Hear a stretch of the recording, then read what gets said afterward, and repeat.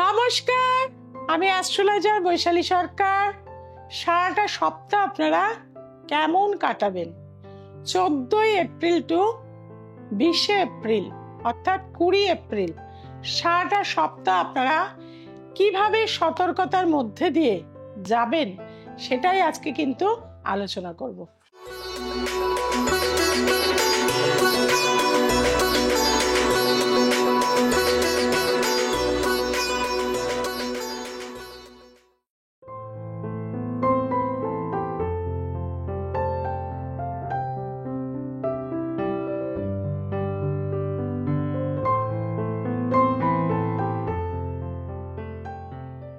প্রথমেই আসবো planetary position. এখন কিন্তু মেষের ঘরে অর্থাৎ বৈশাখ মাস যেহেতু মেষের ঘরে অবস্থান করছে রবি এবং বৃষ রাশিতে রয়েছে কিন্তু বৃহস্পতি। মিথুন রাশিতে কোনো প্ল্যানেট নেই। কর্কট রাশিতে রয়েছে মঙ্গল নিচস্থ অবস্থানে। সিংহ রাশিতে কোনো প্ল্যানেট নেই। কন্যা রাশিতে রয়েছে কেতুর অবস্থান এবং তুলা রাশিতে রয়েছে চন্দ্র। বৃশ্চিক রাশিতে কোনো প্ল্যানেট নেই। ধনু রাশি, মকর রাশি, কুম্ভ রাশি এইতে কোনো প্ল্যানেট নেই, সম্পূর্ণ ফাঁকা। এবং ন্যাচারাল জোডিয়াকের যে শেষ রাশি মীন রাশি, সেই মীন রাশির ঘরে রয়েছে বুধ, শুক্র, শনি, রাহু এবং বরুণ। এই 5টি প্ল্যানেটের কিন্তু কানেকশন হয়ে রয়েছে। আপনাদেরকে আমি বলবো মেষ রাশির যারা জাতক জাতিকা রয়েছেন এই সপ্তাহটা ভীষণ সতর্কতায় থাকতে হবে। এই সপ্তাহে দূরপাল্লা জার্নি না করাই ভালো। বাইক এই সপ্তাহটা না চালালেই ভালো। আপনাদেরকে বলবো অবশ্যই আপনারা কিন্তু মহামৃত্যুঞ্জয় মন্ত্র পাঠ করবেন। একই আসনে বসে, হলুদ আসনে বসে 108 বার কিন্তু জপ করুন, সেটা আপনাদের জন্য ভালো থাকবে। প্রতিদিন মেন দরজার সামনে চামেলির তেলের একটা করে প্রদীপ এই সপ্তাহে কিন্তু জ্বেলে দিন। সেটাও কিন্তু আপনার বাস্তুকে কিন্তু এই সপ্তাহে সুরক্ষিত রাখবে। আসছি বৃষ রাশি। বৃষ রাশির লগ্নে যেহেতু একাদশপতি আছে, অর্থের সমাগম হওয়ার কিন্তু একটা কানেকশন প্রবল ভাবে রয়েছে। কোথাও ইনভেস্টমেন্ট করেছিলেন, এতদিন টাকা পাচ্ছিলেন না, এই সপ্তাহে কিন্তু পেতে পারেন। আপনাদেরকে বলবো বাড়ি থেকে বার হবার সময় অবশ্যই আপনারা কিন্তু একটি জলের মধ্যে কেড়ে আঙুল দিয়ে ক্রস চিহ্ন কেটে দিয়ে বাড়ি থেকে বেরিয়ে যান, সেটা আপনাদের জন্য ভালো হয়ে থাকবে। আসছি মিথুন রাশি। মিথুন রাশির বুধ কিন্তু 10ম ভাবে চলে গেছে। দ্বাদশপতি যুক্ত, নবমপতি যুক্ত, রাহু যুক্ত, বরুণ যুক্ত, যার ফলে কর্মের পরিবর্তন এই সময় কিন্তু পেতে পারেন। অর্থাৎ এই সময় হঠাৎ করে কর্মের পরিবর্তন আসতে পারে বা কর্মচ্যুত হয়ে যেতে পারেন। সেদিক থেকে আপনাকে সাবধানতা অবলম্বন করতে হবে। আপনারা কি করবেন, 9টা তেঁতুল বিচি নিয়ে আপনারা অবশ্যই সোমবার দিনে কোনো শিব মন্দিরে গিয়ে লুকিয়ে একটি সাদা কাপড়ে সেই দানাগুলিকে বেঁধে তার মধ্যে মধু দিয়ে ভগবান শিবের চরণে কিন্তু দিয়ে আসবেন এবং 28টা বেলপাতা দিয়ে অবশ্যই নম শিবায় নম, মহামৃত্যুঞ্জয়, মহাদেবায় নম এই মন্ত্র পাঠ করবেন প্রতিদিন। কর্কট রাশি, নিচস্থ মঙ্গল 65 দিন আপনার অর্থাৎ জুন মাস পর্যন্ত আপনার কিন্তু লগ্নে অবস্থান করছে। কর্কট রাশির রাজযোগকারী প্ল্যানেটই কিন্তু মঙ্গল। আর এই সপ্তাহে মঙ্গল যে আপনার পঞ্চমপতি, দশমপতি, সে আপনার লগ্নে নিচস্থ হয়ে রয়েছে। হঠাৎ করে মাথা গরম হয়ে যাবে, সন্তানের সাথে ভুল বোঝাবুঝি হবে, প্রেমজ সম্পর্কে এই সপ্তাহে ব্রেকআপ হয়ে যেতে পারে। আপনাদেরকে বলবো আপনারা বাহিত কোনো জলে প্রতিদিন একটু করে কাঁচা ছোলা ভিজিয়ে নিয়ে সেটাকে কিন্তু মাথার উপর দিয়ে 9 বার ঘুরিয়ে সেটা ভাসিয়ে দিন, সেটা আপনাদের জন্য বিশেষভাবে উপকার দিয়ে থাকবে। আসছি সিংহ রাশি। সিংহ রাশির কিন্তু লগ্নপতি নবমে রয়েছে, এটা ভালো, কিন্তু অষ্টম স্থানটা আপনাদের কিন্তু সাংঘাতিক ডিস্টার্ব হয়ে রয়েছে। এই সপ্তাহে কোনো বড় ডিসিশন নেবেন না। হঠাৎ করে আপনার ক্ষয়ক্ষতি হতে পারে, কোনো জিনিস আপনার হারিয়ে যেতে পারে, কোনো ইনভেস্টমেন্ট করলে সেটা নষ্ট হয়ে যেতে পারে। এই সপ্তাহে আপনি কোনো আধ্যাত্মিক জগতে বা কোনো উপাসনায় বা কোনো মন্দির, মসজিদ, গির্জায় যেতে পারেন, সেটা আপনাদের জন্য ভীষণ ভালো হয়ে থাকবে। আধ্যাত্মিক জগতের সাথে আপনি কিছুটা নিজেকে সময় কাটান, রামকৃষ্ণ মঠ বা রামকৃষ্ণ দেবের বাণী শুনুন, সেগুলো কিন্তু আপনাকে অনেক মানসিক শান্তি দিয়ে থাকবে। এবং তার পাশাপাশি আপনারা যদি এই সপ্তাহে কলা পাতার মধ্যে আহার গ্রহণ করতে পারেন, লাঞ্চ এবং ডিনার, সেটা আপনাদের জন্য খুবই উপকার দিয়ে থাকবে। আসছে কন্যা রাশি। কন্যা রাশির কিন্তু পারিবারিক জীবন, দাম্পত্য জীবনে চরম অশান্তি। মাথা ঠান্ডা রাখুন, গুপ্ত শত্রুতা প্রবল অ্যাক্টিভ হয়ে গেছে, সবকিছুই যেন একদম ওলট পালট হয়ে যাচ্ছে।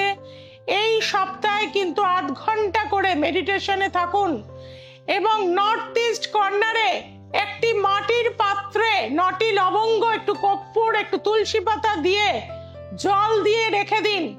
প্রতিদিন সেই জলটি কোনো গাছে দিন, আবার কিন্তু রেখে দিন এই জিনিসগুলো দিয়ে। তাহলে দেখবেন আপনার মধ্যে যে অস্থিরতা, একাগ্রতার অভাব, চারিদিকে একটা অশান্তির পরিবেশ, গুপ্ত শত্রুতার মধ্যে চলে যাওয়া, তার থেকে অনেক অংশে কিন্তু আপনি রক্ষা পেয়ে থাকবেন। আসছি তুলা রাশি। তুলা রাশির ক্ষেত্রে দেখা যাচ্ছে দশমপতি চন্দ্র আপনার লগ্নে অবস্থান করছে।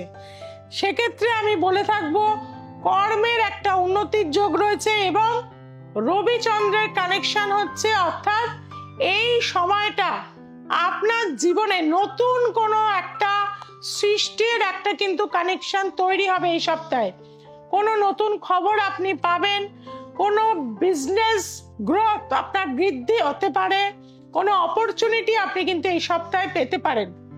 কোনো মন্দিরে লাল জবা ফুল, লাল পদ্ম ফুল বা গোলাপ ফুল যদি দেবী কোনো মন্দিরে গিয়ে দিয়ে আসতে পারেন এবং প্রতিদিন সূর্য মন্ত্র যদি আপনি পাঠ করতে পারেন, সূর্যার্ঘ্য যদি আপনি ঈশ্বরের উদ্দেশ্যে মানে রবির উদ্দেশ্যে আপনি করতে পারেন এবং তামার ঘটির জল খেতে পারেন, খুবই উপকার হবে কিন্তু আপনাদের।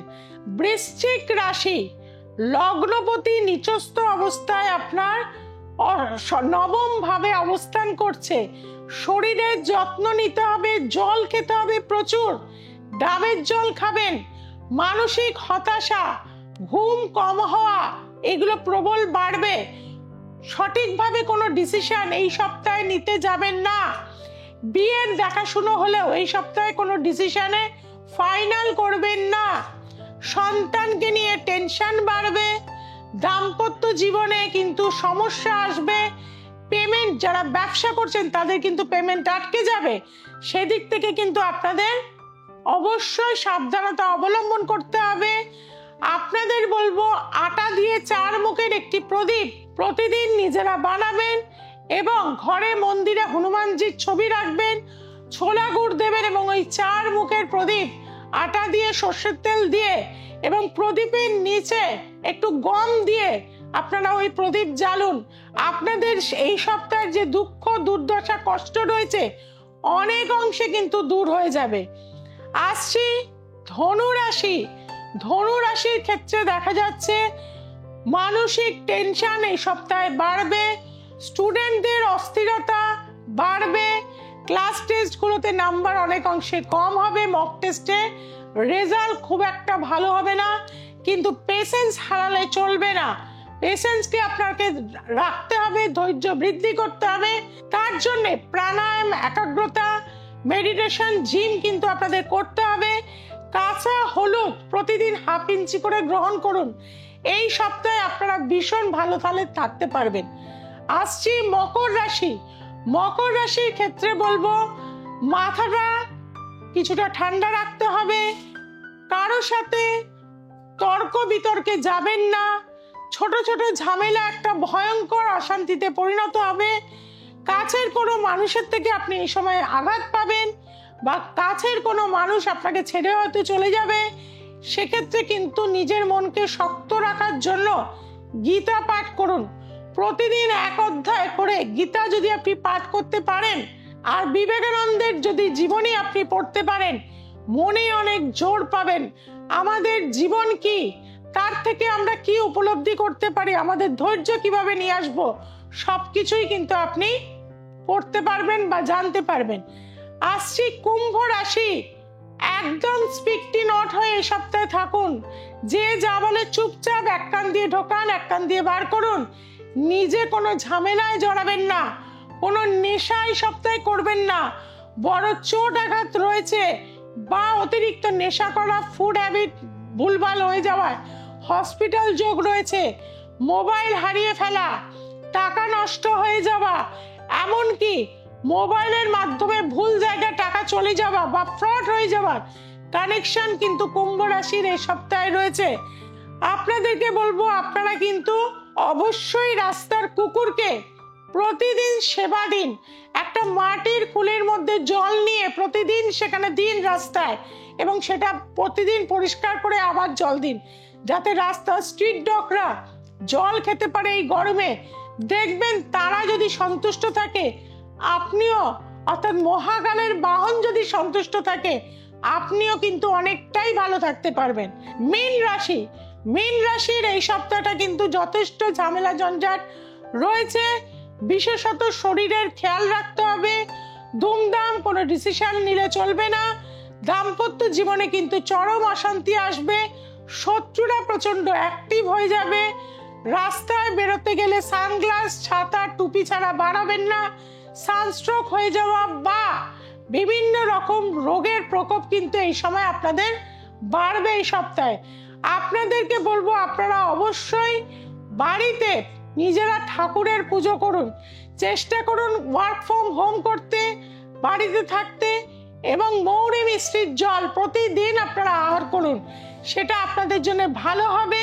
পান পাতার রস দিয়ে কিন্তু আপনারা স্নান করুন, কর্পূর ফেলে দিয়ে, ভীষণ ভালো উপকার পাবেন। এইভাবেই কিন্তু আপনারা সারাটা সপ্তাহ কিন্তু কাটাবেন, এবং যাতে আপনাদের জীবনটা সুখময় হয়, ভালো থাকতে পারেন, জীবনে তত্তর করে উন্নতির শিখরে পৌঁছাতে পারেন, তার জন্য কি করতে হবে? একবার আমার কাছে আসতে হবে। দীর্ঘ 26 বছর আপনাদের নিয়ে কিন্তু আমি কাজ করে চলেছি। প্রতিটা অমাবস্যায় পৌঁছে যাচ্ছি আমি তারাপীঠ মহাশ্মশানে।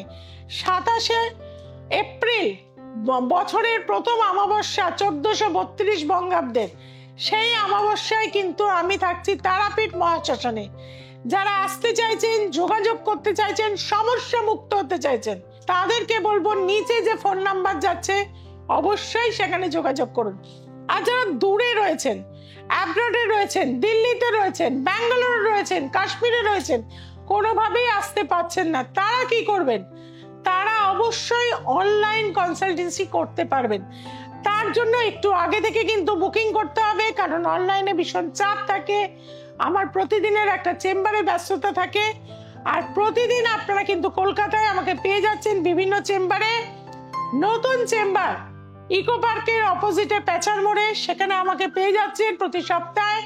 তার পাশাপাশি হাওড়া, বেহালা, গড়িয়াহাট, হাতিবাগান এবং ব্যারাকপুরে আমাকে কিন্তু প্রতি সপ্তাহে পাচ্ছেন। চ্যানেলটাকে সাবস্ক্রাইব করে নিতে হবে এখনই, এবং তার পাশাপাশি যে বেল আইকনটি রয়েছে আপনার চেনা জানা বন্ধু বান্ধবের কাছে ছড়িয়ে দিতে হবে। সবাই খুব ভালো থাকবেন, সবাইকে খুব ভালো রাখবেন। নমস্কার।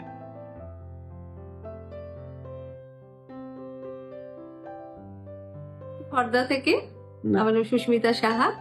আমার ছেলে মিশনে পড়তো, আমি ক্লাস 10 থেকেই আসছি। ও মাধ্যমিকও খুব মিশন থেকে ফার্স্ট হয়ে বেরিয়েছে দিদির কাছে এসেই। আর আমি মেডিকেলের জন্য এসেছিলাম, ও মেডিকেলেও চান্স পেয়েছে 2020-তে। এখন এমডির জন্য আবার দিদির কাছে এসেছি, আশা করি হয়ে যাবে। যারা মানে কোনো সমস্যায় রয়েছে তারা দিদির কাছে আসুন, দেখবেন অবশ্যই আপনাদের সমস্যার সমাধান হবে।